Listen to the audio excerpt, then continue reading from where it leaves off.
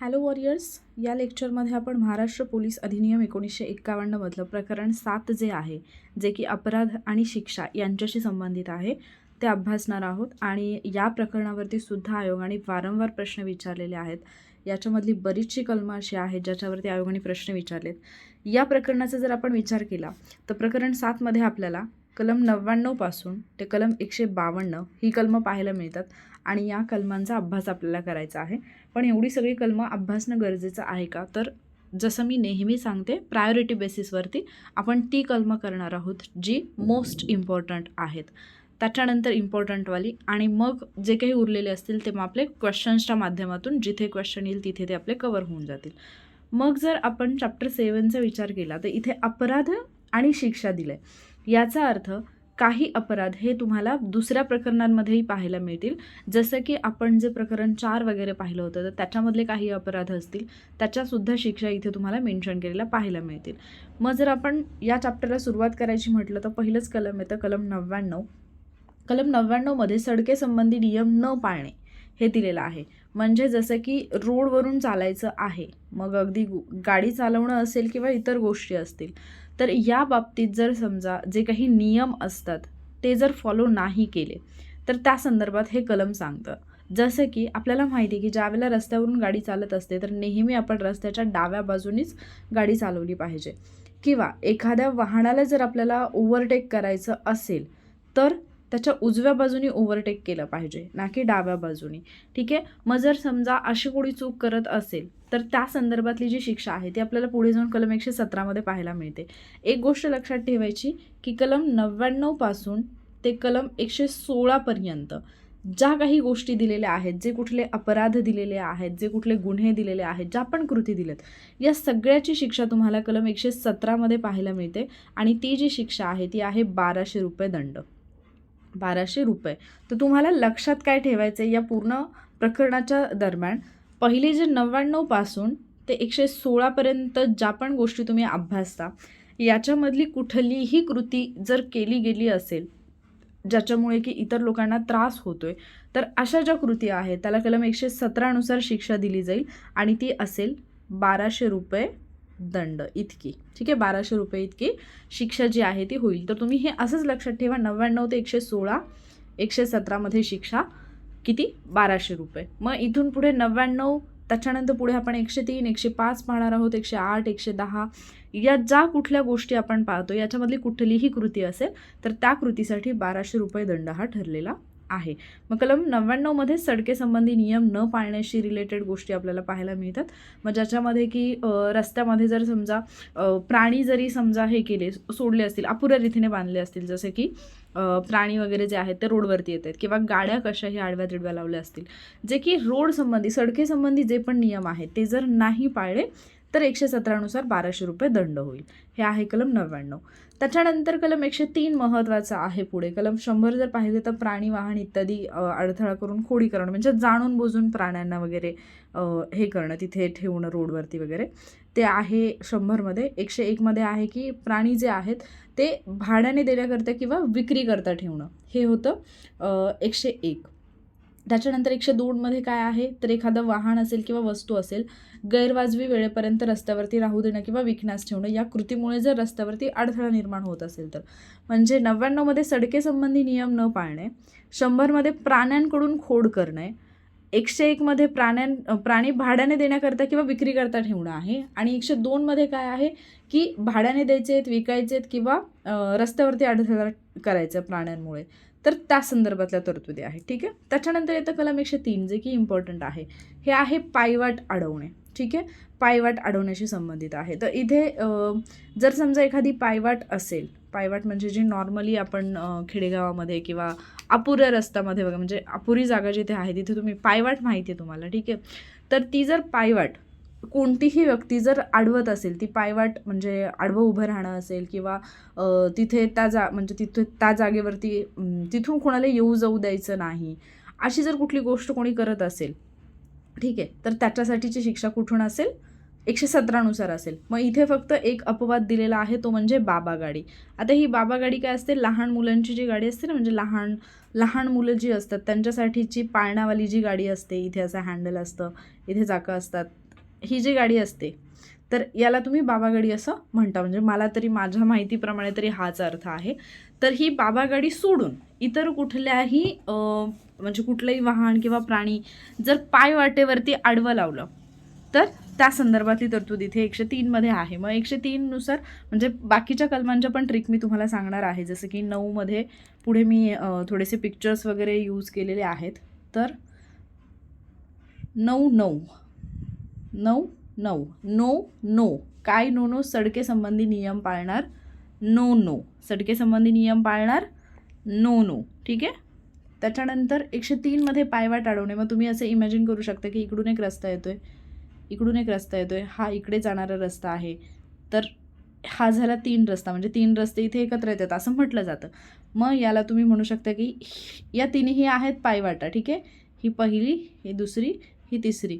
तर तुम्ही बऱ्याचदा खेडेगावामध्ये वगैरे राहत असाल तर तुम्हाला माहिती असेल की एखाद्या व्यक्तीला नजर लागली, एखादी व्यक्ती आजारी पडली तर आपल्याकडे असं म्हणतात की 3 रस्त्यावरची माती जी आहे, 3 रस्त्यावरची माती जी आहे ती आणून टाक, 3 रस्त्यावरची माती. मग आता हे तुम्ही कसं लक्षात ठेवाल, 103 3 रस्त्यावरची नाही आणायची, 103 रस्त्यावरची माती आणायची, 103 पायवाटेवरची माती आणायची आहे, ठीक आहे. 103 पायवाटेवरची माती आणायची आहे आणि त्याच्यासाठी मग ती पायवाट अडवलेली आहे असं तुम्ही लक्षात ठेवू शकता. म्हणजे मी तसंच लक्षात ठेवलेलं, तर ते फिट बसून गेलं डोक्यामध्ये माझ्या, तुम्ही तसं लक्षात ठेवू शकता. त्याच्यानंतर येतं कलम 105. कलम 104 मध्ये काय आहे की रहदारीस त्रास होईल असं खेळ करणं किंवा वादन करणं. म्हणजे लोक येतात जात आहेत आणि याच रस्त्यावरती एखादं तुमचं, म्हणजे जसं की काही वेळेला कसरतीचे वगैरे खेळ दाखवले जातात किंवा एखाद्या वेळेला सडनली असे एखादा गायनाचा कार्यक्रम किंवा काहीतरी वादन वगैरे चालू होतं आणि त्याच्यामुळे येणाऱ्या जाणाऱ्या लोकांना त्रास होतो. तर ते 104 मध्ये दिलेलं आहे. त्याच्यानंतर ते कलम 105 येतं. 105 मध्ये काय आहे की रस्त्यावर किंवा सार्वजनिक ठिकाणी क्षोभक ऑफेन्सिव्ह असं कृत्य करणं. क्षोभक कृत्य करणं म्हणजे काय की एखादा प्राणी आहे, त्या प्राण्याला मारलंय किंवा त्या प्राण्याचा जो सांगाडा आहे तो लटकवून ठेवलेला आहे, तर ही जी कृत्य आहेत ती क्षोभक कृत्य आहेत.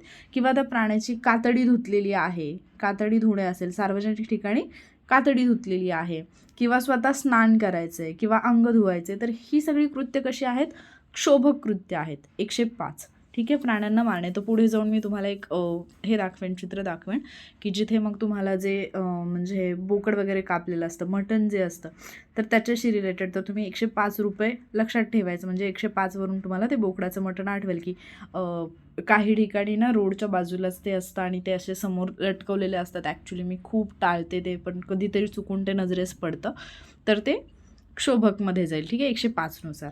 त्याच्यानंतर कलम 106 आणि 107 जे आहे तितकंसं इम्पॉर्टंट नाही आहे, पण आहे सलग तर घेतलं इथे. घोडे असतील किंवा हिंस्र कुत्री असतील ती मोकळी सोडणं 106 मध्ये आहे.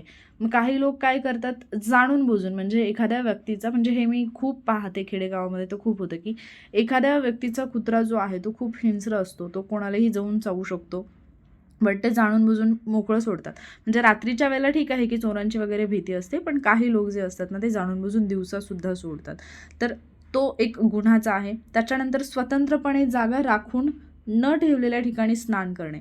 जर समजा एखादी सार्वजनिक विहीर आहे किंवा सार्वजनिक तलाव आहे, त्या ठिकाणी जाऊन आंघोळ केली, नॉट एन इश्यू.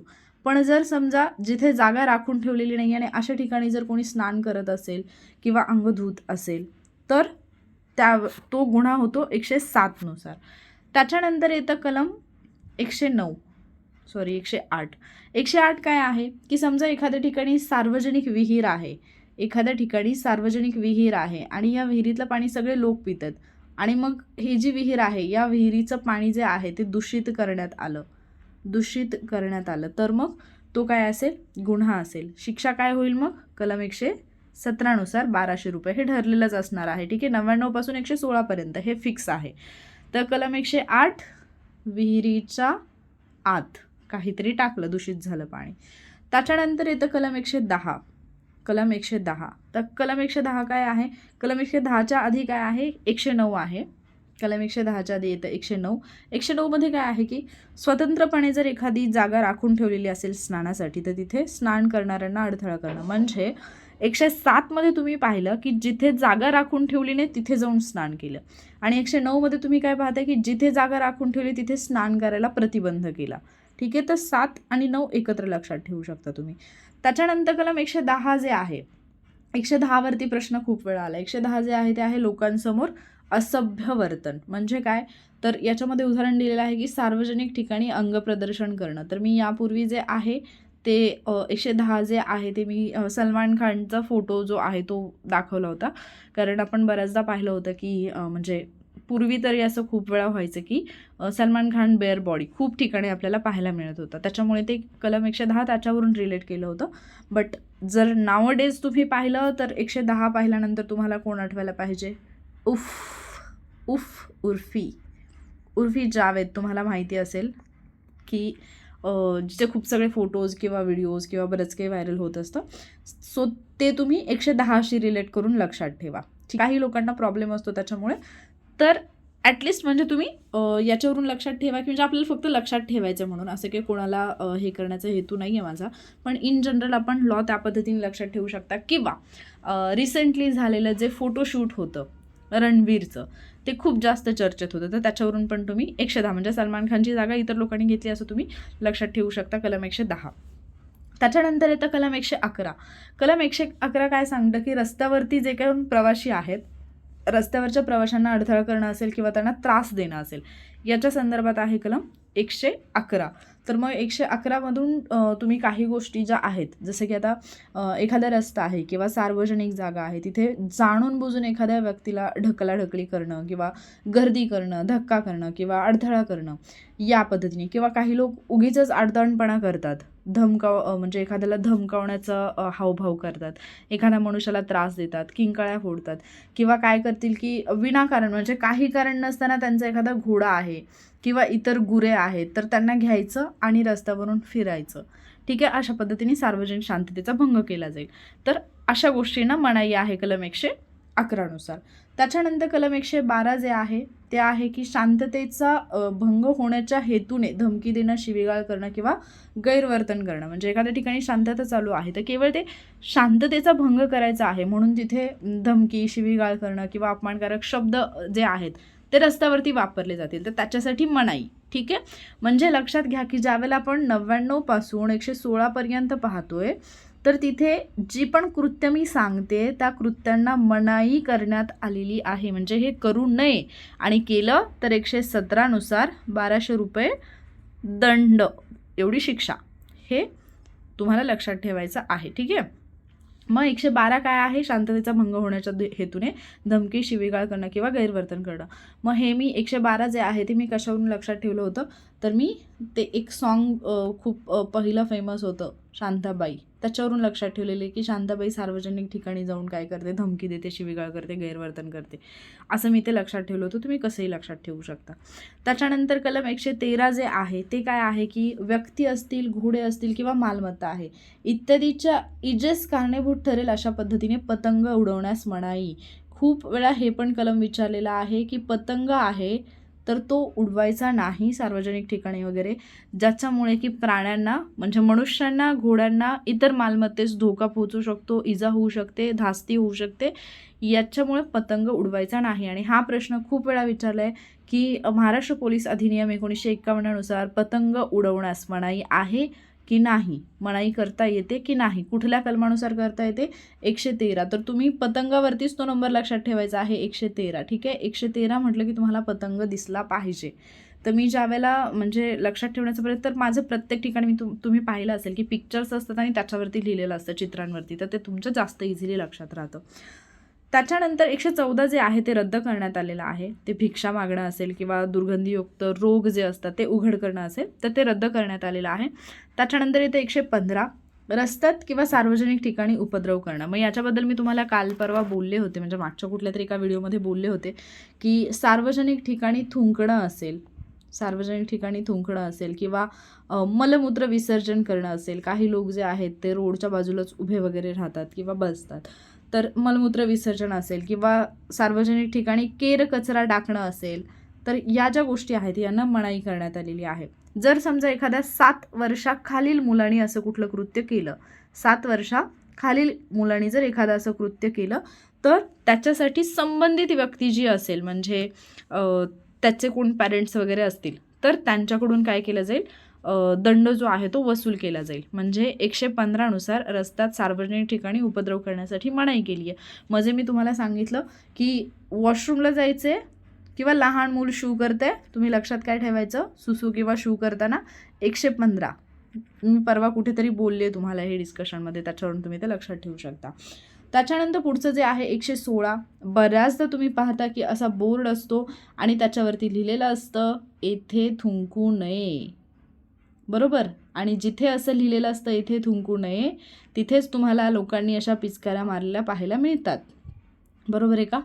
तर हे जे असतं सार्वजनिक इमारतीतल्या नोटिशीकडे दुर्लक्ष करून थुंकणे, तंबाखू ओढणे, या जर गोष्टी घडत असतील तर 117 नुसार शिक्षा होणार. हे झालं 116.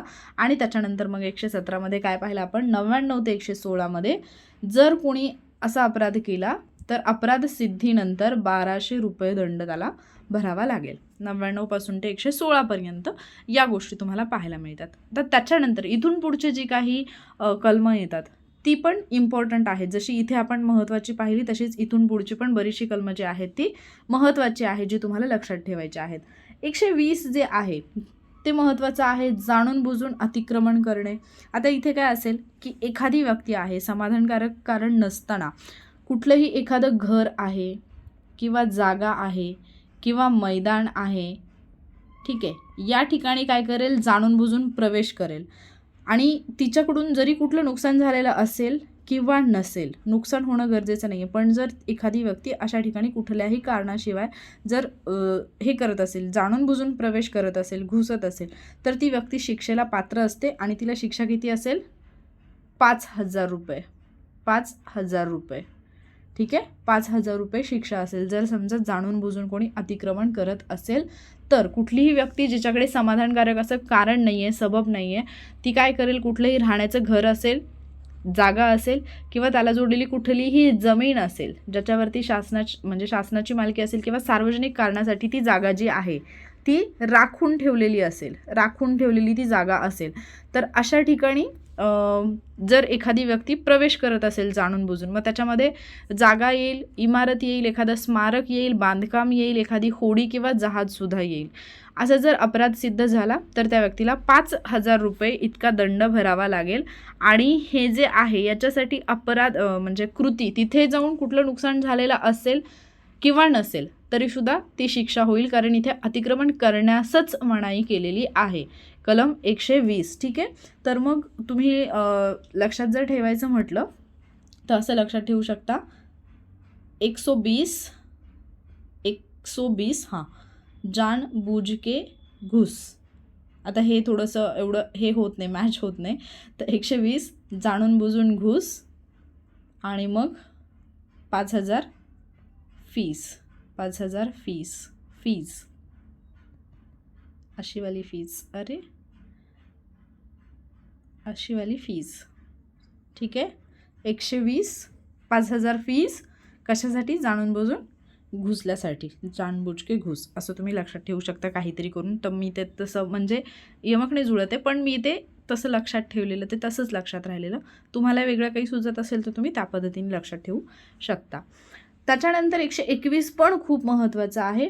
आगीची खोटी माहिती देणं असेल किंवा आगीच्या सूचना यंत्रास हानी पोहोचवणं असेल तर त्याच्यासाठी मनाई करण्यात आलेली आहे. आणि त्याच्यासाठीची जी शिक्षा आहे ती आहे, जर समजा एखादी व्यक्ती नगरपालिका किंवा महानगरपालिका असेल, त्यांच्या जे अग्निशामक पथक असतं, फायर ब्रिगेड आहे, त्यांच्या अधिकाऱ्याला जर आगीची खोटी माहिती देत असेल, खोटी सूचना देत असेल किंवा एखाद्याला द्यायला सांगत असेल, तो व्यक्ती स्वतः देईल किंवा इतरांना जर तशी माहिती द्यायला लावत असेल तर, किंवा एखाद्या ठिकाणी जर असं फायर ब्रिगेडची गाडी वगैरे उभी आहे, त्याची काच फोडली किंवा तिचं नुकसान केलं, तर दोष सिद्ध झाल्यानंतर तिला 3 महिने इतका कारावास होऊ शकतो, 3 महिन्याची शिक्षा होऊ शकते किंवा तिला 3,000 रुपये इतका दंड होऊ शकतो किंवा 2ही शिक्षा होऊ शकतात. जर एखादी व्यक्ती आगीची खोटी माहिती देत असेल किंवा आगीच्या यंत्रांना, सूचना यंत्रांना हानी पोहोचवत असेल, सूचना यंत्रांना म्हणजे काय म्हणतो आपण त्याला, की तुम्ही बऱ्याच ठिकाणी एमर्जन्सीवाले फोन बूथ पाहिलेले असतात. मग त्या ठिकाणी जर त्याची समजा काच वगैरे फोडत असेल, काय करत असेल, तर त्याच्यासाठी काय असेल, 3 महिने 3,000 किंवा 2ही ही शिक्षा असेल. तर मग तुम्ही लहानपणी एक गेम खेळला होता, ती तुम्हाला आठवत असेल, डोंगराला आग लागली पळा पळा पळा. तर तुम्ही म्हणायचं कसं, 1 2 1 डोंगराला आग लागली पळा पळा पळा. डोंगराला आग लागली पळा पळा पळा. ठीक आहे. 1 2 1 डोंगराला आग लागली पळा पळा पळा. फक्त पळा का नाही, 3 महिने 3,000 भरा. 3 महिने 3,000 भरा. आधी पळा, मग 3 महिने 3,000 भरा, असं तुम्हाला लक्षात ठेवायचं आहे. 1 2 1 डोंगराला आग लागली पळा पळा पळा. 3 महिने 3,000 भरा. असं तुम्ही 2-3 वेळा म्हटलात की तुमचं पाठ होऊन जाईल. ठीक आहे. लहानपणाची जी गेम आहे ती तुम्हाला आठवत असेल. आणि लक्षात घ्या की प्रकरण 7मध्ये खूप ठिकाणी कन्फ्युजन होतं तुमचं, की कुठे किती शिक्षा दिलेली आहे, कशाला किती शिक्षा आहे, ते तुमच्या लक्षात येत नाही, कन्फ्युजन होतं तुमचं. तर पहिल्यांदा तर सगळ्यात पहिलं जे मी इथे तुम्हाला सांगितलं की 117 जे आहे त्याच्यामध्ये तुम्ही 1,200 रुपये दंड पाहिला, तर तो 1,200 तुमच्या लक्षात राहील, कारण तो 99 पासून 116 पर्यंत आहे आणि तो एकदाच डोक्यात फिट करून टाकायचं की 1,200 रुपये. ठीक आहे. त्याच्यानंतर तुम्ही काय पाहिलं होतं, 120 मध्ये पाहिलेलं जाणून बुजून अतिक्रमण. जाणून बुजून अतिक्रमण 5,000 रुपये भरायचे. किती? 5,000 रुपये. त्याच्यानंतर जर आगीची खोटी माहिती दिली तर 1 2 1 डोंगराला आग लागली पळा पळा पळा. 3 महिने 3,000 भरा. मग ते तुम्ही 3 महिने 3,000 ते तुमच्या लक्षात राहून जाईल. त्याच्यानंतर पुढचं येतं 122 कलम. इथे 122 असायला पाहिजे, एवढं करेक्शन करून घ्या. ठीक आहे. 122 आहे हे कलम. 122 जे आहे खूप इम्पॉर्टंट आहे. याच्यावरती पण आयोगाने वारंवार प्रश्न विचारलेला आहे की समजा सूर्यास्त आणि सूर्योदय यांच्या दरम्यान, म्हणजेच काय, दिवस मावळल्यानंतर ते सकाळी म्हणजेच रात्रीच्या वेळी, पण आयोग विचारताना किंवा कायद्यामध्ये पण तेच आहे, सूर्यास्तापासून सूर्योदयापर्यंत दरम्यान जर एखादी व्यक्ती संशयास्पद स्थितीमध्ये आढळली आणि त्या व्यक्तीकडे तसं जर कारण नसेल, सबब नसेल की कशासाठी ती व्यक्ती तशी फिरत आहे, तर त्या व्यक्तीला शिक्षा आहे. ठीक आहे. आता हे जे काही सूर्यास्तापासून सूर्योदयापर्यंत सांगितलं आहे, याच्यामध्ये एकूण 5 स्थिती सांगण्यात आलेल्या आहेत. जर एखादी व्यक्ती या 5 स्थितीमध्ये आढळली तर त्या व्यक्तीला 1 महिना ते 1 वर्ष, 1 महिना ते 1 वर्ष इतकी शिक्षा होऊ शकते, प्लस तिला 1,000 रुपये इतका द्रव्यदंड, 1,000 रुपये इतका द्रव्यदंड त्या व्यक्तीला होऊ शकतो. मग आता याच्यामध्ये काही गोष्टी लक्षात घ्या की 5 स्थिती कुठल्या आहेत. समजा एखादी व्यक्ती रात्रीची हिंडते, कुठलाही अपराध करण्याच्या उद्देशाने असेल, त्या व्यक्तीकडे जर एखादा हत्यार असेल, भयंकर असं हत्यार असेल, तर पहिली कंडिशन काय आहे, जर त्या व्यक्तीकडे हत्यार असेल तर मी तुम्हाला सांगितलेलं ना की राऊंडला गाडी वगैरे येते, मग ते विचारतात त्या पद्धतीने. समजा ही झाली पहिली कंडिशन की तिच्याकडे हत्यार आहे. किंवा दुसरी गोष्ट आहे की ती व्यक्ती काय करते, स्वतःचा चेहरा लपवून ठेवते किंवा स्वतःचा वेश पालटून फिरते, चेहरा लपवून किंवा वेश पालटून फिरत असेल. किंवा तिसरी कंडिशन काय आहे की समजा एखादं राहतं घर आहे आणि त्या ठिकाणी, म्हणजे त्या व्यक्तीचं नाही आहे पण दुसरी राहती घरं आहेत आणि अशा ठिकाणी तिच्याकडे म्हणजे काही समाधानकारक कारणच नाही आहे, पण ती व्यक्ती तिथे फिरते त्या घराच्या बाहेर, तर असं होऊ शकतं ना की ती व्यक्ती चोर आहे आणि ती फिरते, तर अर्थात 122 नुसार हा गुन्हा ठरेल. ठीक आहे.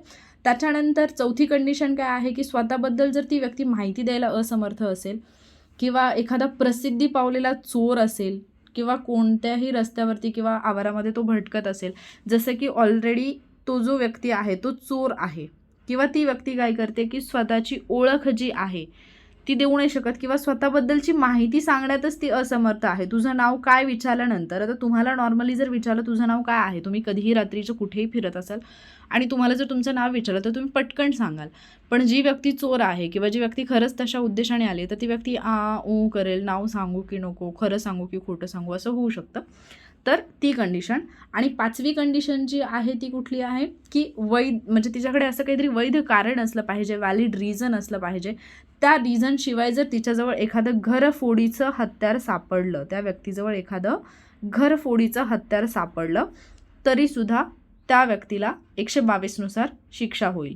ठीक आहे. मग तुम्हाला लक्षात ठेवायचं आहे 122 1 2 2 122 नुसार काय आहे तुम्ही सूर्योदय लक्षात ठेवा, या सूर्योदयाच्या पूर्वी, ठीक आहे, 122 सूर्योदयाच्या पूर्वी सूर्यास्तानंतर एखादी व्यक्ती रस्त्यावरती भटकत आहे. 5 कारणं जर असतील, जसं की तिच्याकडे हत्यार सापडलेलं आहे, एखादा भयंकर, तिचा चेहरा तिने लपवलेला असेल, तिच्याकडे तसं कारण नसेल, त्या व्यक्तीकडे, ती व्यक्ती चोर असेल किंवा तिच्याकडे स्वतःची ओळख सांगण्यापुरती पुरेशी माहिती नसेल किंवा घरफोडीचा हत्यार असेल, तर अशा व्यक्तीला शिक्षा काय होईल? 1 महिना ते 1 वर्ष कारावास आणि 1000 रुपये दंड. तर 1, 2, 2, 122, 1, 1, 1, 1 महिना, 1 वर्ष, 1000 ही शिक्षा तुमच्या लक्षात ठेवायची. पण कलम लक्षात ठेवताना 1, 2, 2 असं लक्षात ठेवायचं आहे. कलम 1, 2, 2 शिक्षा 1, 1, 1. कलम 1, 2, 2 शिक्षा 1, 1, 1 म्हणजे 1 महिना ते 1 वर्ष 1000 रुपये. 1 महिना 1 वर्ष 1000 रुपये. कलम 1, 2, 2 सूर्यास्त ते सूर्योदय यांच्या दरम्यान संशयास्पद स्थितीमध्ये आढळणं. एकूण किती स्थिती दिलेल्या आहेत? 5 स्थिती, कारण याच्यावरती आयोगाने रिसेंटली प्रश्न विचारलेला आहे. इथे फक्त कलम 122 करून घ्या. त्याच्यानंतर पुढचं जे कलम आहे ते आहे कलम 124. कलम 122 नंतर आपण पाहतोय कलम 124. त्याच्या अगोदर जर 123 पाहायचं म्हटलं तर 123मध्ये काय दिलेलं आहे की एखाद्या व्यक्तीकडे तसा प्राधिकार किंवा अधिकार नाही आहे, आणि अधिकार नसताना जर एखादी व्यक्ती शस्त्र बाळगत असेल, जसं की सशस्त्र सेना दल असेल किंवा पोलीस दल असेल, या अंतर्गत ती व्यक्ती नाही आहे, ती कुठल्याही फौजेमध्ये नाही आहे किंवा ती पोलीस अधिकारी नाही आहे, पण त्या व्यक्तीकडे काही शस्त्र आहेत, जसं की तलवार असेल, भाला असेल, गदा असेल, बंदूक असेल, असं कुठलंही शस्त्र जर त्या व्यक्तीजवळ असेल, ती व्यक्ती जर सार्वजनिक जागेत ते घेऊन फिरत असेल, तर ती व्यक्ती जी आहे, ती व्यक्ती जी आहे ती काय होईल? असं शस्त्र तिला पोलिसांकडे जमा करावं लागेल किंवा पोलीस अधिकाऱ्यांना ते शस्त्र जप्त करण्याचा अधिकार येईल कलम 124नुसार. ठीक आहे, सॉरी, कलम 123नुसार. कलम 123नुसार.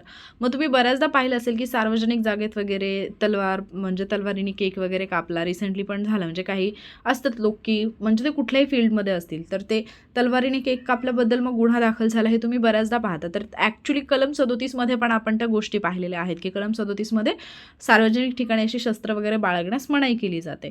तर इकडे पण 123मध्ये पण तुम्हाला अशी कंडिशन मिळेल की जर त्या व्यक्तीकडे काही प्राधिकार नाही आहे, तसा प्राधिकाराशिवाय जर ती व्यक्ती शस्त्र बाळगत असेल, तर मग तुम्ही लक्षात कसं ठेवू शकता? 1, 2, 3 फायर. ऑर्डर कशी दिली जाते? 1, 2, 3 फायर. मग ज्यावेळेला समोरच्या व्यक्तीला फायरची ऑर्डर दिली जाते किंवा ती व्यक्ती स्वतःच म्हणते की 1, 2, 3 फायर, तर मग तुम्ही जर पोलीस अधिकारी असाल तर तुम्ही काय विचाराल? Licence wear.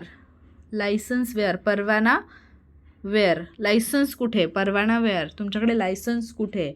आणि मग त्या व्यक्तीकडे पुरेसं जर कारण नसेल, लायसन्स नसेल, आणि ती व्यक्ती जर हे करत असेल, तर DM म्हणजे जिल्हा दंडाधिकारी असतील किंवा आयुक्त असतील, त्या व्यक्तीला 12,500 रुपये 12,500 रुपये फाईन भरायला लावतील. मग ती व्यक्ती काय म्हणते? लायसन्स नाही आहे, 12,500 हियर. 1, 2, 3 फायर, परवाना वेअर, 12,500 हियर. पर्यायच नाही, 12,500 द्यावे लागतील. आणि जर समजा 2 महिन्याच्या आत असा दंड जर भरला नाही, तर राज्य शासन ते शस्त्र जे आहे ते जप्त करू शकेल. ठीक आहे. 123मध्ये काय आहे? प्राधिकाराशिवाय शस्त्र बाळगणं, म्हणजेच जी व्यक्ती सशस्त्र दलामध्ये नाही आहे, पोलीस अधिकारी नाही आहे, ती व्यक्ती जर असं शस्त्र बाळगत असेल, सार्वजनिक ठिकाणी जर ते घेऊन फिरत असेल, तर पोलीस अधिकारी त्याला निशस्त्र करेल, त्याच्याकडचं शस्त्र जप्त करेल. मग लक्षात कसं ठेवायचं आहे? 1, 2, 3 फायर, परवाना where, licence where, 12,500 here. Licence नाही आहे, 12,500 घ्या. 12,500 जर 2 महिन्यात नाही दिले तर शस्त्र जप्त होईल. आले लक्षात? त्याच्यानंतर आहे कलम 124. ज्या मालमत्तेबद्दल समाधानकारक स्पष्टीकरण देता येत नाही अशी मालमत्ता ताब्यात असणं. तर एखादी व्यक्ती आहे, तिच्याजवळ काही माल सापडलेला आहे, काही मालमत्ता सापडलेली आहे, आणि त्या व्यक्तीला जर विचारलं की म्हणजे एवढे सगळे पैसे कुठून आले, एवढे सगळे दागिने कुठून आले, काहीही असेल, ते कुठलं म्हणजे कुठून आलं, कशामुळे आलं, किंवा ते स्वतःचं आहे की नाही, मग ते त्यांनी विकण्यास ठेवलेलं होतं, म्हणजे गहाण आलेलं आहे, चोरीची मालमत्ता आहे, लबाडीने मिळवलेली आहे, कसंही असं जर संशय असेल, सडनली तुमच्या घरावरती छापा पडला आणि तुमच्याकडे बरंच काही काही सापडलं, तर तुम्हाला त्याचं उत्तर द्यावं लागेल ना. समजा तुमच्याकडे अचानकच 15 किलो सोनं सापडलं, ठीक आहे, तर हे 15 किलो सोनं तुम्ही कुठून आणलं? जर तुम्ही विकत घेतलं असेल किंवा तुमचं काय पुश्तैनी असेल, व्हॉट एव्हर इट इज, तर तुम्हाला त्याची काहीतरी तुमच्याकडे पावती किंवा काहीतरी नोंद असेल ना त्याची. पण जर समजा त्या मालमत्तेबद्दल तुमच्याकडे समाधानकारक उत्तर नसेल तर त्याच्याशी रिलेटेड आहे कलम 124. जर नसेल तर काय होईल? 1 वर्षापर्यंतची शिक्षा होऊ शकते, जी की जर तुम्ही लेखी कारण दिलं तर 1 महिन्यापर्यंत ती कमी होऊ शकते. ठीक आहे, 1 वर्षापर्यंतची शिक्षा किंवा ती 1 महिन्यापर्यंत कमी होईल आणि 5,000 रुपये दंड होईल. 5,000 रुपये दंड होईल, म्हणजे 5,000 रुपयांपर्यंत मॅक्झिमम 5,000 रुपये इतका दंड होऊ शकतो. मग लक्षात कसं ठेवायचं आहे? 1 2 का 4, 1 2 का 4, 1 2 का 4 काय असतं? याची टोपी त्याला चोरी किंवा जसं की म्हणजे ते 1 2 का 4, तुम्हाला 1 2 का 4 म्हटलं की लक्षात यायला पाहिजे. मला ते असं वर्बली एक्सप्लेन नाही करता येते.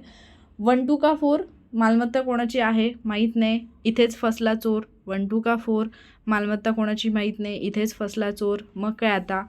1 वर्ष आत बसा, 1 वर्ष आत बसा. लेखी कारण दिलं तर 1 महिन्यात बाहेर निघा. 5,000 रुपये दंड भरा. ठीक आहे, 1 2 का 4. त्याच्यानंतर पुढचं जे कलम आहे ते आहे कलम 128. ठीक आहे, डिरेक्टली आपण 128 पाहतोय. त्याच्यापूर्वी एक जर पाहायचं म्हटलं 124 नंतर 125 जे आहे, 125 काय सांगतं तुम्हाला? समजा सरकारी रुग्णालय आहे किंवा एखादी बराक आहे किंवा एखादं लढाऊ जहाज आहे, त्याच्या ठिकाणी स्पिरिट वगैरे घेऊन जाण्यासाठी मनाई. स्पिरिट असेल किंवा जसे की दारू किंवा मादक जे पेय असतात, तर असे पदार्थ घेऊन जाण्यास मनाई आहे. सरकारी रुग्णालय असेल, बराक असेल, लढाऊ जहाज असेल तर त्याच्यावरती. मग तुम्ही बऱ्याचदा पाहिलं असेल की हॉस्पिटलमध्ये वगैरे किंवा काही मूव्हीजमध्ये दाखवतात की सलाईनची बॉटल असते आणि त्या सलाईनच्या बॉटलमध्येच, म्हणजे काही लोक खूपच एक्सपर्ट असतात, सलाईनच्या बॉटलमध्येच ते काय करतात तर दारू भरलेली असते आणि ते दारू पितात. ठीक आहे, असं खूप वेळा पाहिलं असेल किंवा औषधाच्या बाटलीमध्ये वगैरे असं काही मूव्हीजमध्ये पाहिलं असेल. कोविडमध्ये तर खूप ठिकाणी अगदी नारळामध्ये वगैरे पण, म्हणजे कशातही लोकांनी कशातही दारू भरून नेली. काय ते म्हणजे त्यांना एवढं हे होतं की काही लोक तर अतिशहाणे सॅनिटायझरच्या बाटलीमध्ये वगैरे. ठीक आहे, तर सरकारी रुग्णालय असेल, एखादं बराक असेल, अशा ठिकाणी मादक द्रव्य असतील किंवा कुठल्याही प्रकारची दारू असेल, स्पिरिट असेल, हे घेऊन जाण्यासाठी मनाई करण्यात आलेली आहे. आणि असं जर कोणी करत असेल तर शिक्षा काय असेल त्याच्यासाठी? 2 महिन्यापर्यंतचा कारावास, 3,000 रुपयापर्यंतचा द्रव्यदंड किंवा दोन्ही. लक्षात कसं ठेवायचं? आपण कलम 125 बद्दल बोलतोय, 125 बद्दल बोलतोय. शिक्षा काय होईल मग जर समजा त्या व्यक्तीने असं कुठलं कृत्य केलं तर? 2 महिने कारावास किंवा 3,000 रुपये द्रव्यदंड किंवा दोन्ही. ठीक आहे, मग तुम्हाला 125 लक्षात ठेवायचं आहे. 125 नारियल के अंदर दारू जैसी चीज़, 125 नारियल के अंदर दारू जैसी चीज़. 2 महिने 3,000, 2 महिने 3,000, 2 महिने 3,000. 125 2 महिने 3,000, 1 + 2 3,000. कसंही लक्षात ठेवा, पण लक्षात ठेवायला लागणार आहे तुम्हाला. इथे रुपये यायला पाहिजे, हजार नाही. ठीक आहे, हे होतं 125. आता आपण पाहतो 128. 128 काय आहे? 14 वर्षापेक्षा जास्त वयाचा दिसत नसलेल्या मुलाकडून तारण घेणे, एखादी वस्तू विकत घेणे किंवा अशा मुलास तारणावर उसने पैसे देणे.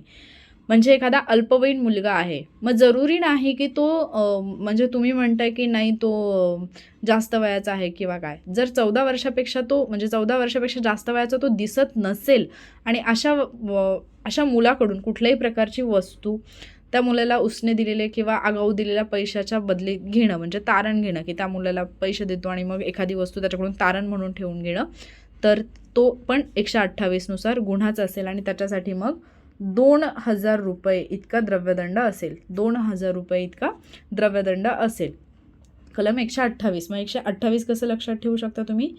14 × 1 = 14, 14 × 2 = 28, 14 × 1 = 14, 14 × 2 = 128. 128 मध्ये 14 वर्ष वयापेक्षा, 14 वर्षाचा दिसत नसल्या, म्हणजे 14 वर्षापेक्षा जास्त वयाचा दिसत नसलेल्या मुलाकडून तारण घेणं. ठीक आहे, 14 × 1 = 14, 14 × 2 = 128. घेतले तर 2,000 रुपये फीस, 2,000 रुपये फीस. ठीक आहे, कलम 128 झालं. त्याच्यानंतर पुढचं जे इम्पॉर्टंट कलम आहे ते आहे कलम 130, खेळामध्ये फसवणूक. ठीक आहे. तर बऱ्याच वेळेला आपण पाहतो की पत्त्यांच्या खेळामध्ये हे खूप वेळा होतं, पत्ते असतील किंवा मग इथे तुम्ही 130ला महाभारतही लक्षात ठेवू शकता. जसं की फाशांचा खेळ जो आहे महाभारतामध्ये, ते नाही का जिथे पांडव हरले, काय म्हणतो आपण, कवड्या सोंगट्या, त्याचा जो खेळ आहे तो.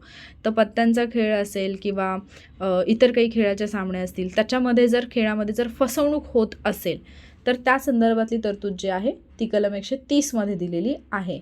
आणि जर समजा एखादी व्यक्ती असं पत्त्यांचा खेळ किंवा इतर खेळ खेळण्यामध्ये कपट करून किंवा बेकायदेशीररित्या युक्तीने जर एखादी मौल्यवान वस्तू किंवा पैसे जिंकत असेल तर IPC, भारतीय दंड संहिता, इंडियन पिनल कोड, का लिहिलं मी, इंडियन पिनल कोड जो आहे त्याच्या कलम 415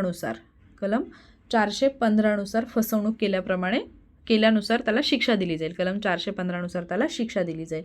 मग 130च्या बाबतीत तुम्ही लक्षात काय ठेवू शकाल, आजकाल तुम्ही ऑनलाईन खूप जास्त पाहत असाल की रमी जे आहे ते खूप चाललेलं आहे. रमी ऑनलाईन ते तुम्ही पाहत असाल की ॲप, ते रमी ॲप आहे, त्याचे खूप सगळे फ्रॉडवाले मेसेजेस पण येतात. जसं की तुम्ही कधी त्याला एनरोल केलेलं नसतं आणि ते येतात, जसं की मला इथे खूप वेळा येतात. तर मग तुम्ही लक्षात कसं ठेवू शकता की रमीमध्ये बऱ्याच लोकांचं असं होऊ शकतं की त्यांना त्याच्यामध्ये लुटलं गेलेलं आहे.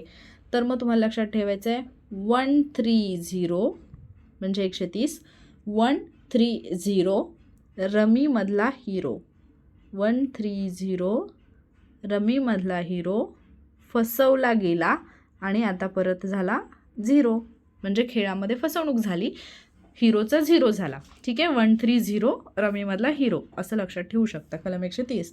आणि 130A जो आहे तो याच्याशीच रिलेटेड आहे. 130A तो म्हणजे रस्त्यावरती जुगार खेळणे. हे तर खूप पाहिलं असेल तुम्ही. 1953ला हे ॲड करण्यात आलेलं आहे. रोडच्या बाजूला वगैरे बरेच लोक जुगार खेळत बसतात किंवा काय म्हणतो त्याला, पैसे लावून वेगवेगळे गेम जे आहेत ते खेळले जातात. जर समजा कोणी असं जुगार किंवा पैसे लावण्याच्या हेतूकरता लोकांमध्ये सामील झाला रोडच्या बाजूला किंवा कुठेही रस्त्यावरती थोडक्यात, तर त्या व्यक्तीला 2500 रुपये इतका दंड होईल. 2500 रुपये इतका दंड त्या व्यक्तीला होईल. हे लक्षात ठेवा, रोडच्या बाजूला जर कोणी हे करत असेल तर. आणि अशा व्यक्तींना योग्य समज देऊन सोडूनसुद्धा दिलं जातं. तर जनरली जेव्हा कधी तुम्ही बाहेर पडाल, तुम्हाला कुठे जर असं रोडच्या बाजूला जुगार किंवा पैसे, काही असं लॉटरी टाईप जर काही दिसलं असं तुम्हाला, तर मग तुम्हाला लगेच तिथे काय आठवलं पाहिजे, कलम 130A आणि 2500 रुपये दंड.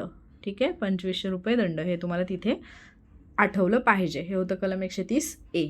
त्याच्यानंतर 134 याच्यावरती आयोगाने प्रश्न विचारलेत. तर 133मध्ये 35च्या उल्लंघनास शिक्षा दिलेली आहे. मग कलम 35 काय पाहिलं होतं आपण, तुम्हाला आठवत असेल, आपण सलग पाहिले होते. 33मध्ये काय पाहिलेलं, आयुअधिनियम कर, रहदारीचे नियम कर, 33मध्ये पाहिलं होतं. 33A मध्ये काय पाहिलं होतं, तीनदा नाचू नको. 33B मध्ये काय पाहिलं होतं, 33A अपवाद पाहिला होता आपण. करेक्ट. त्याच्यानंतर 34मध्ये काय पाहिलं होतं आपण, अडथळे, आयुअधीचा रस्ता अडवला. ठीक आहे. अडथळे आपण पाहिले होते, रस्त्यावरचे बॅरिगेट्स. 35मध्ये आपण काय पाहिलं होतं, तिकडून आलेलं प्रेत यात्रा, अंत्ययात्रा, राखून ठेवलेल्या जागेव्यतिरिक्त जर प्रेताची विल्हेवाट लावली तर. आणि त्या 35च्या उल्लंघनास शिक्षा दिलेली आहे कलम 133मध्ये. 3 महिने, 5,000 किंवा दोन्ही. 3 महिने किंवा 5,000 किंवा दोन्ही. 3 महिन्यांपर्यंत म्हणजे मॅक्झिमम 3 महिने किंवा मॅक्झिमम 5,000 रुपये किंवा दोन्ही. मग कलम 35नुसार आहे. तर इझी आहे लक्षात ठेवायला. कलम 35चं उल्लंघन झालं आहे ना, मग 3 महिने 5,000, 3 महिने 5,000. उल्लंघन कशाचं आहे, कलम 35चं किंवा दोन्ही. आणि कलम 133 नुसार लक्षात आलं. 3 महिने 5,000, 3, 5, 35 कलम 133 नुसार शिक्षा. त्याच्यानंतर जे आहे पुढचं ते आहे कलम 134, ज्याच्यामध्ये कलम 36च्या उल्लंघनास शिक्षा दिली आहे. मग 35मध्ये आपण पाहिलं प्रेतयात्रा पाहिली होती.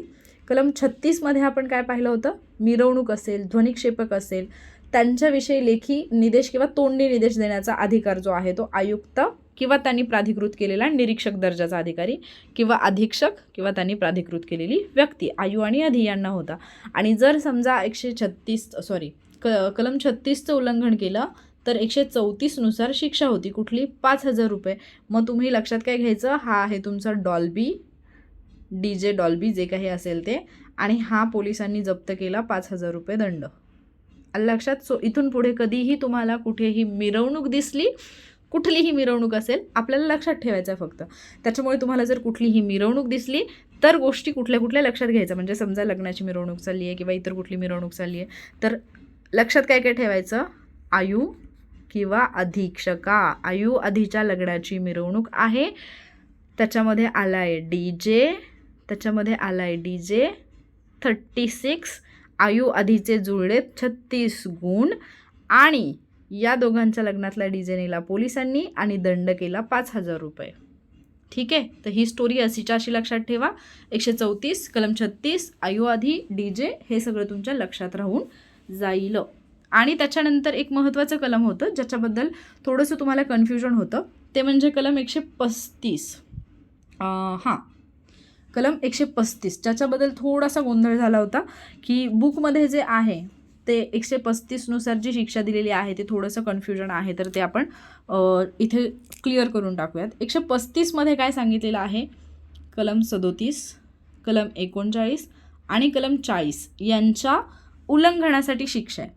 मग जर समजा 37(1), 39 आणि 40 याचं जर उल्लंघन केलेलं असेल तर शिक्षा किती आहे, 1 वर्षापर्यंत, म्हणजे मॅक्झिमम 1 वर्ष. 1 वर्षापर्यंत शिक्षा लेखी कारणाने 4 महिन्यापर्यंत कमी केली जाऊ शकते. इथे आपण लिहूया 4 महिने कमी केली जाऊ शकते. आणि दंड आहे, दंड किती तो इथे दिलेला नाही आहे. 37(1) साठी बरोबर आहे. 37(2) जे आहे, 37(2) मध्ये काय म्हटलं होतं, जे काही 37(1) मध्ये क्लॉज दिलेले आहेत, जसं की काही गोष्टींसाठी DM जे आहेत किंवा आयुक्त जे आहेत ते मनाई करतील, जसं की शारीरिक इजा करण्यासाठी जे काही शस्त्र वापरता येतील त्या शस्त्रांना मनाई केलेली आहे, किंवा एखादा स्फोटक पदार्थ घेऊन जायला मनाई केलेली आहे. असे आपण एकूण A ते F पर्यंत काही गोष्टी पाहिलेल्या, म्हणजे ABCDEF 6 गोष्टी आपण पाहिल्या होत्या. तर जर समजा असं कुठलंही, म्हणजे 37(1) मधलं जे A मध्ये आपण काही शस्त्र पाहिली, 37(2) मध्ये असं आहे की पोटकलम 1 अंतर्गत मनाई केलेली जर शस्त्र सापडली तर ती पोलीस अधिकाऱ्याकडून काय केली जातील, जप्त केली जातील. आणि याचं जर उल्लंघन झालं तर 37(2) नुसार शिक्षा आहे. म्हणजे 37(2)च्या उल्लंघनासाठीची शिक्षा कलम 135 मध्ये देण्यात आलेली आहे. आणि ही जी शिक्षा आहे त्याच्यामध्येच पुस्तकात चूक केलेली आहे. 1 महिना ते त्यांनी किती सांगितले, 2,500, पण तिथे किती पाहिजे, 1 महिना ते 20,500. कारण अपडेटेड बेअर ॲक्टमध्ये जरी पाहिलं, एकच सेकंड ओके, अपडेटेड बेअर ॲक्टमध्ये जरी पाहिलं तुम्ही अपडेटेड PDF मध्ये, तरीसुद्धा तिथे तुम्हाला 20,500 असंच पाहायला मिळेल. म्हणजे 135 नुसार 37(2)च्या उल्लंघनाची शिक्षा आहे 1 महिना ते 20,500. पुस्तकामध्ये सगळीकडे 2,500 दिले, मलाही ते 2,500 असंच वाटत आहे. कारण सडनली म्हणजे सगळीकडे जी शिक्षा आहे, इतर शिक्षांची आपण तुलना केली तर 20,500 ही खूप मोठी शिक्षा आहे. त्याचं बरोबर उत्तर ॲक्च्युली 2,500च असायला पाहिजे. पण ॲक्टची जर PDF पाहिली तर त्याच्यामध्ये 20,500 दिलेलं आहे. जे तुम्ही सेंड केली तीही पाहिली, नेटवरती मी बाकीचे PDF पण चेक केली, तर त्याच्यामध्ये 20,500 दिलेले, त्याच्यामुळे तुम्ही 20,500 लक्षात ठेवा. ठीक आहे. आणि 37(3)चं जर उल्लंघन केलं, 37(3)चं जर उल्लंघन केलं, म्हणजे जसं की आयुक्त आहे, जिल्हा दंडाधिकारी आहेत, यांनी मिरवणुका किंवा जमाव जे आहेत त्यांना विशिष्ट मुदतीपर्यंत लेखी आदेशाने मनाई केलेली असेल, जसं की राज्य सरकारच्या परवानगीशिवाय ते 15 दिवसापर्यंत मनाई करू शकतात. हे होतं 37(3) मध्ये. आणि त्याचं जर उल्लंघन केलं तर त्याच्यासाठी 2,500 रुपये इतकाच दंड आहे. ठीक आहे, 2,500 रुपये. तर हे कलम 135 होतं. त्याच्यानंतर पुढचं जे कलम आहे ते आहे कलम 145, गैरवर्तनाबद्दलची शास्ती. मग अर्थात इथे गैरवर्तन कोणाचं असेल, पोलीस अधिकाऱ्याचं असेल. ठीक आहे, एकच सेकंड ओके. माणसं कुत्रे पण डिस्टर्ब करायला लागलेत. कलम 145. कलम 145 काय म्हणतं की एखादा पोलीस अधिकारी जो आहे तो जर गैरवर्तन करत असेल तर त्याच्यासाठीची त्याला होणारी शिक्षा, त्याची शास्ती काय असेल. मग पोलीस अधिकाऱ्याचं गैरवर्तन जे इथे दिलेलं आहे ते गैरवर्तन जनतेप्रती दिलेलं नाही आहे, तर ते पोलीस अधिकाऱ्याचं त्याच्या कामाप्रती कर्तव्याप्रती असणारं गैरवर्तन आहे. किंवा जसं की एखाद्याने नोकरी मिळवण्यासाठी किंवा नोकरीतून मुक्त होण्यासाठी, नोकरी मिळवण्यासाठी किंवा नोकरीतून मुक्त होण्यासाठी जर त्याने खोटं निवेदन दिलेलं असेल, खोटे निवेदन दिलेलं असेल, म्हणजे जसं की नोकरी मिळण्यासाठी काही खोट्या गोष्टी आहेत, जसे की तुम्ही हल्ली खूप पाहताय की जे स्पोर्ट्स सर्टिफिकेट्स मिळतात ते सगळे की फेकच आहेत. तर एखाद्या अशा खोट्या दस्तऐवजाचा वापर केला असेल किंवा भित्रेपणा दाखवणं, म्हणजे एखाद्याने धमकी देऊन वगैरे हे केलेलं असेल, नोकरीमध्ये आलेला असेल.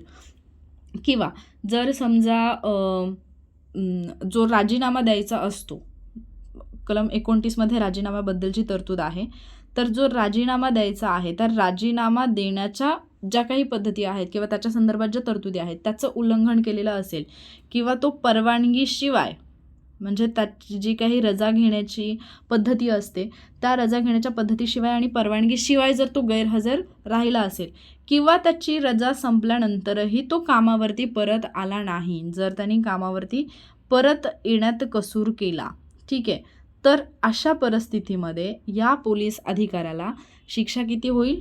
3 महिन्यांपर्यंत किंवा 100 रुपये. ठीक आहे, खूप कमी वाटते पण ठीक आहे, 3 महिन्यांपर्यंत किंवा 100 रुपये. ठीक आहे, म्हणजे असंही होऊ शकतं की 3 महिने किंवा 100 रुपये किंवा 3 महिने 100 रुपये दोन्ही असू शकतं. ठीक आहे, म्हणजे हे ऑर पण आहे प्लस पण आहे. कलम 145 अधिकाऱ्याच्या गैरवर्तनाबद्दलची शास्ती. आणि त्याच्यानंतर एक महत्त्वाचं कलम येतं 147. अर्थात याच्यावरती प्रश्न नाही विचारला पण आपण पाहतोय, कारण 145 आपण काय पाहिलं? पोलीस अधिकाऱ्याचं गैरवर्तन पाहिलं. 147 आपण काय पाहतोय? जर एखाद्या पोलीस अधिकाऱ्याने त्रास देण्याकरता मुद्दामहून, बऱ्याचदा हे पण प्रकार आपण पाहतो की त्यांनी त्रास देण्याकरता अनावश्यकरित्या अडवलं, तपासलं किंवा तापदायकरित्या एखाद्या ठिकाणी त्यांनी प्रवेश केला, झडती घेतली किंवा अटक केली, रूल्स सोडून जर एखादा पोलीस अधिकारी वागला तर त्या व्यक्तीला, त्या पोलीस अधिकाऱ्याला 6 महिने ते 500 रुपये, 6 महिने किंवा 500 रुपये किंवा दोन्ही अशा पद्धतीची शिक्षा होऊ शकते. ठीक आहे, आणि ज्या व्यक्तीला त्यांनी असा त्रास दिला त्या व्यक्तीवरती कुठलीही कारवाई त्याच्यानंतर होणार नाही, ही पण गोष्ट लक्षात ठेवा. सो 145 काय आहे? त्याचं गैरवर्तन आहे, जे की ते त्याच्या डिपार्टमेंटबद्दल आहे किंवा त्याच्या ड्युटीशी रिलेटेड आहे. आणि 147 काय आहे? तर इतर लोकांना जर तो त्रास देत असेल तर. त्याच्यानंतर या प्रकरणामधलं शेवटचं कलम आपण पाहतोय, म्हणजे कलम 152 कलम आहेत, पण जी महत्त्वाची कलम आहेत त्याच्यातलं शेवटचं महत्त्वाचं कलम आहे ते म्हणजे कलम 148. अटक केलेल्या व्यक्तीने प्राधिकाऱ्याकडे किंवा दंडाधिकाऱ्याकडे तापदायक विलंब लावल्यास. म्हणजे काय? तर एखाद्या व्यक्तीला अटक केल्यानंतर आपल्याला माहिती आहे की अगदी राज्यघटनेचं कलम 22 जरी पाहिलं तुम्ही किंवा इकडे तुम्ही पुढे जाऊन CRPCमध्ये जरी तरतुदी पाहिल्या तरी एखाद्या व्यक्तीला अटक केल्यानंतर तिला लवकरात लवकर म्हणजे 24 तासामध्ये प्रवासाचा कालावधी वगळता त्या व्यक्तीला दंडाधिकाऱ्यासमोर हजर करणं हे त्या पोलीस अधिकाऱ्याचं कर्तव्य असतं. बरोबर? एक सेकंड, मी 148 बद्दल सांगते. मी 149 असं म्हटले असेल मे बी. 149 अजून आपल्याला पाहायचं आहे, याच्यानंतरचं जे महत्त्वाचं आहे ते. 148 आधी पाहतो, एक्स्ट्रीमली सॉरी. 148 आहे, अटक केलेल्या व्यक्तीने जर प्राधिकाऱ्याकडे किंवा दंडाधिकाऱ्याकडे वेळेत नाही पोहोचवलं तर, म्हणजे ज्या व्यक्तीने अटक केली तिने 24 तासामध्ये त्या व्यक्तीला, म्हणजे ज्याला अटक केलेली आहे त्याला दंडाधिकाऱ्यासमोर हजर करणं हे त्याचं कर्तव्य असतं.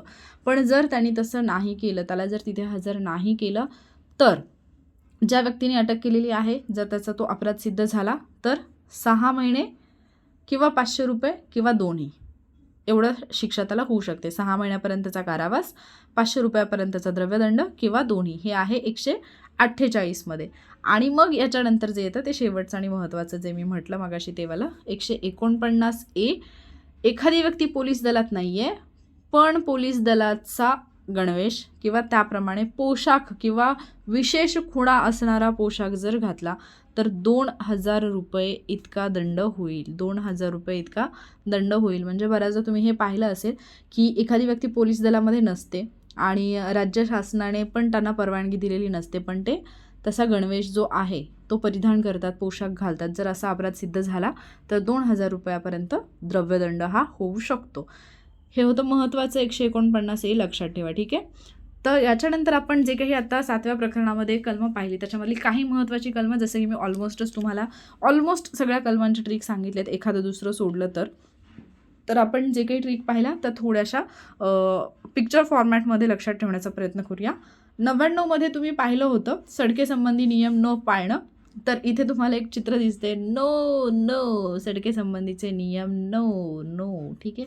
मी हे असंच ओरडून म्हणून पाठ केलेलं, तुम्ही इथे तसंच पाठ करावी अशी माझी अपेक्षा आहे.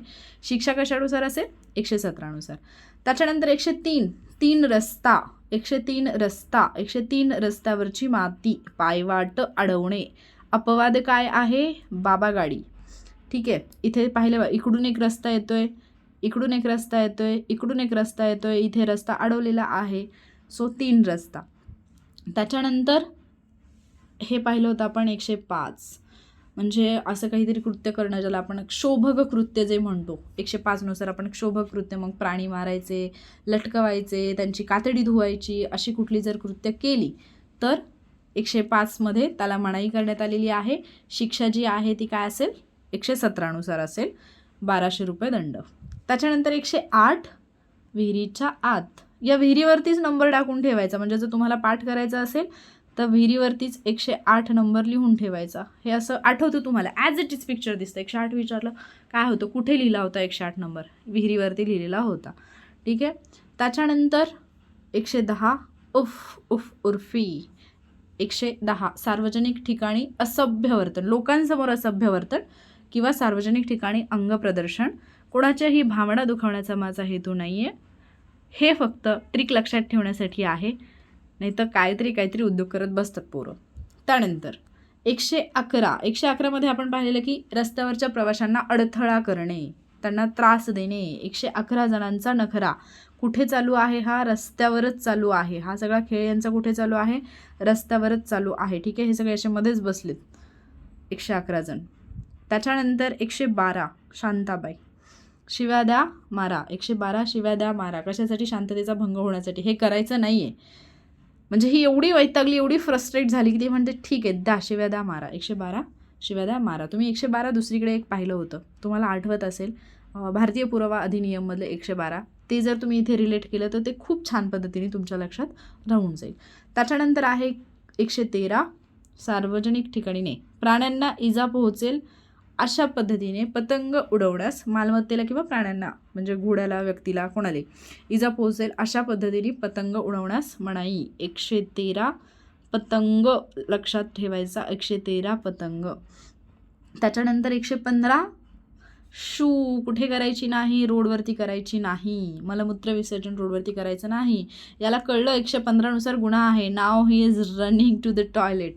तो पळत चाललेला आहे टॉयलेटकडे. 7 वर्षाखालील मुलांनी जर केलं तर त्याचे जे कोण पालक असतील किंवा संबंधित व्यक्ती असेल त्याच्याकडून दंड घेतला जाईल. किती? कलम 117 नुसार 1200 रुपये. म्हणजे लक्षात घ्या की हा जर पळत टॉयलेटमध्ये नाही गेला आणि या रोडच्या बाजूला उभा राहिला तर याच्या पॅरेंट्सना 1200 रुपये द्यावे लागतील. अंडरस्टूड? त्याच्यानंतर 116 येथे थुंकू नये. येथे थुंकू नये. 116 नंबरची बिल्डिंग, तो तिथेच थुंकतोय. हा काय असेल? त्याचा अपराध असेल. सार्वजनिक इमारतीतील नोटिशांकडे दुर्लक्ष करणं, तिथे थुंकणं, तंबाखू ओढणं. त्याच्यानंतर 122 म्हणजे त्याच्या अगोदरचे पण आपण पाहिलेत. 121 डोंगराला आग लागली, पळा पळा पळा, 3 महिने 3000 भरा. ठीक आहे. 120 जानबूझ के घुस, 5000 फीज. असं लक्षात ठेवलं होतं आपण, जाणून बुजून अतिक्रमण. 121 121 डोंगराला आग लागली, पळा पळा पळा, 3 महिने 3000 भरा.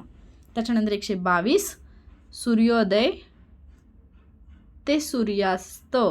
अरे असं का होतं 122लाच?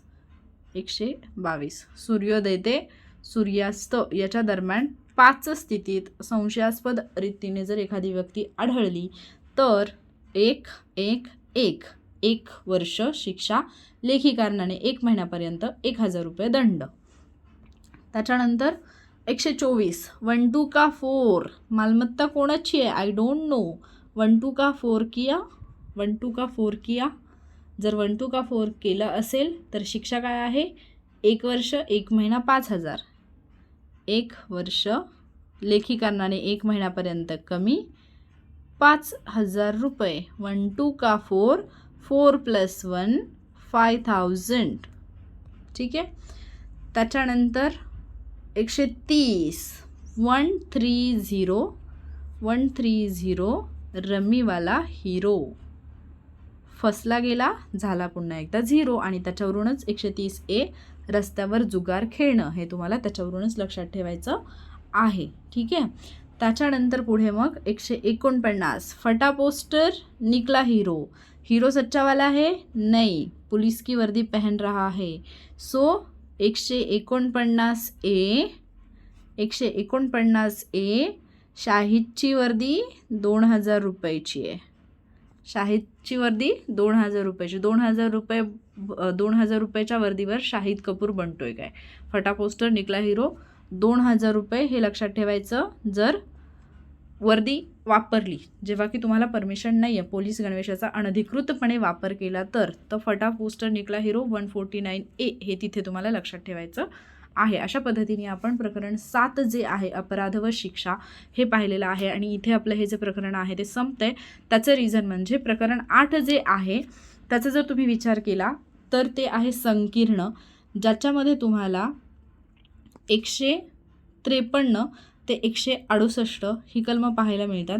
पण जर तुम्ही 153 ते 168ची कलमं जर अभ्यासली तर याच्यामध्ये आयोगाने तरी प्रश्न विचारलेला नाही आहे. पण आपण काय करणार आहोत, ज्यावेळेला आपण टेस्ट घेऊ ना त्यावेळेला तुम्हाला प्रकरण 8 मधली जे प्रश्न आहेत ते काही प्रश्न पाहायला मिळतील आणि मग त्या अनुषंगाने तिथे जे काही येतील त्या अनुषंगाने आपण 163 आहे ज्याच्यामध्ये जाहीर नोटिसा वगैरे आहेत तर त्या अनुषंगाने आपण ते करणार आहोत. ठीक आहे. आणि इथे मग तुमचं काय होतं प्रकरण महाराष्ट्र पोलीस अधिनियम जो आहे तो संपतोय. पण तरीही बऱ्याच जणांना असं वाटतं की संपतोय म्हटलं मॅडम म्हणजे की संपलाच का, तर तो तसा संपत नसतो. जोपर्यंत एक्झाम होत नाही तोपर्यंत कुठलाच कायदा संपलाय असं समजायचं नाही. ठीक आहे. प्रत्येक वेळेला नवीन काही ना काहीतरी ॲड होणार आहे आणि ते तुम्हाला तिथे ॲड करावं लागणार आहे आणि लक्षात ठेवावं लागणार आहे. आता तुमचं काम काय असेल तर हा जो काही आपण मुंबई पोलीस अधिनियम महाराष्ट्र पोलीस अधिनियम जो अभ्यासलेला आहे, ॲक्च्युली मी याला MHPA म्हणण्याऐवजी MPAच म्हणते कारण ते छान वाटतं जरा MPA, कारण महाराष्ट्र पोलीस अकॅडमी पण होतं आणि महाराष्ट्र पोलीस अधिनियम पण होतं. तर MPAचा जर विचार केला तुम्ही तर याच्यावरती जे काही क्वेश्चन्स आयोगाने विचारलेले आहेत मग ते PSI मेन्सवाले असतील, PSI मेन्सचे असतील किंवा डिपार्टमेंटलचे असतील तर हे जे क्वेश्चन्स आहेत ते तुम्ही सॉल्व करणार आहात. त्या क्वेश्चन्समध्ये जर तुम्हाला असा कुठला क्वेश्चन सापडला जो की आपण इकडे केलेला नाही आहे, असं कुठलं कलम वगैरे सापडलं तर ते तुम्ही ग्रुपवरती सेंड करणार आहात. त्याच्याशी रिलेटेड पण आपण डिस्कशनमध्ये किंवा व्हिडिओमध्ये घेऊन टाकूयात. ठीक आहे. आय होप तुम्हाला समजलं असेल. सगळ्या ट्रिक्स, सगळे कायदे, सगळी कलमं जेवढं काही मी तुम्हाला सांगते जिथे जिथे क्वेश्चन येईल तिथे तिथे ते तुमचं रिपीट करणं हे तुमचं काम असेल. क्वेश्चन आला तुम्ही सोडवला, जरी उत्तर बरोबर आलं असलं तरी त्याची ट्रिक काय आहे ते तुम्ही आठवणं हे तुमचं काम आहे, ते लिहिणं तुमचं काम आहे. त्याचं रिझन ऐन वेळेला एक्झामच्या दिवशी ते विसरलं जाऊ नये. ठीक आहे. जर लेक्चर आवडलं असेल लाईक नक्की करा. थँक्यू.